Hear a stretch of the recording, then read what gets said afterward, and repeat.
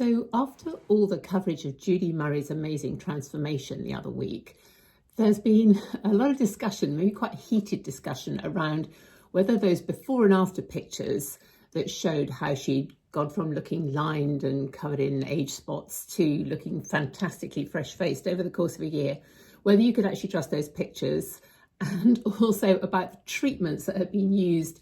Could we be sure that the treatment talked about had really done the job? So I thought I'd talk about that a bit.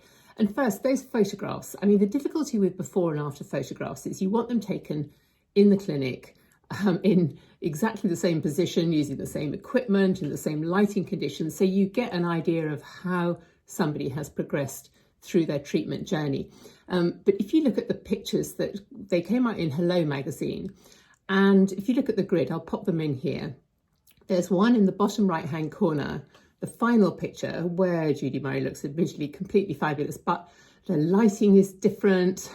It's not consistent with the other pictures. So, of course, that was the one everyone focused on. So we've seen that last picture compared to the first one, which has kind of exaggerated the effects of the treatment journey. And why I say that is because that last picture was not taken in the clinic. It was taken at the Hello photo shoot. And even though the guy who had done the in-clinic pictures had travelled to the photo shoot to do the final after picture, and he had the right equipment and everything, his train got stuck. The photographer for Hello took the picture instead. It was meant to be done without makeup. It was meant to be done in a plainer light. But anyway, that resulting final picture has got makeup on. So, you know, it's not a fair comparison with what came before. So if you really want to see how the transformation in Judy Murray's face had taken place, you want to compare that first image with the fifth image in the grid, and I'll put them together for you here so you can see there is a massive improvement, and obviously it looks even better with makeup on the top.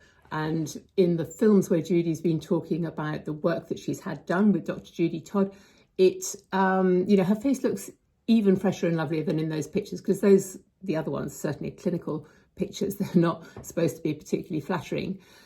And as for the treatment that Dr Todd used on Judy Murray, the one she talked about was a radio frequency treatment delivered through microneedles called Morpheus 8. And this is the kind of treatment that's very popular at the moment, very trendy. There are various sorts of radio frequency microneedling treatment, including Secret RF from Cutera, Profound RF, even Intracell, as well as the Morpheus 8. And they're all great treatments, and they can do a lot. And what they're doing is using the needles to deliver that radio frequency energy, which has a kind of shrink wrapping effect on the collagen, deep into the skin. So the skin will regenerate from the inside. Obviously, you've also got the knock-on effect of the microneedling, which is creating tiny wounds in the skin. So as those heal, you get an extra degree of collagen contraction and skin regeneration.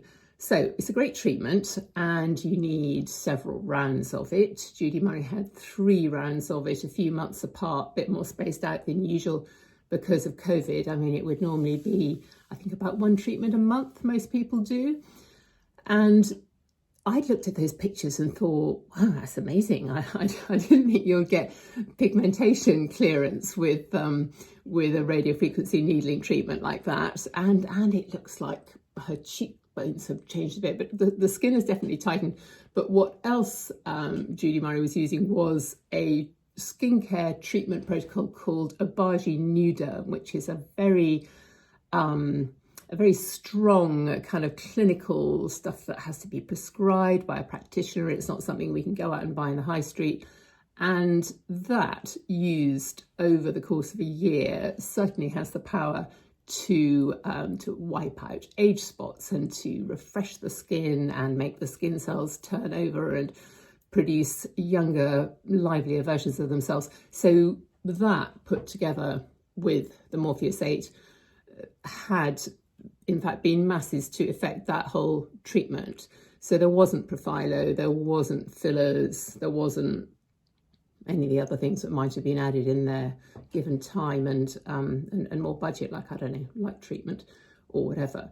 But, the pictures do show a really nice progression, and I think we all particularly love them because, here's somebody who we feel we know well, a very well-known face, talking openly about having treatments to make her look better. I mean, I wish she hadn't been motivated by the fact her boy said she had a turkey neck. I mean, how very dare they?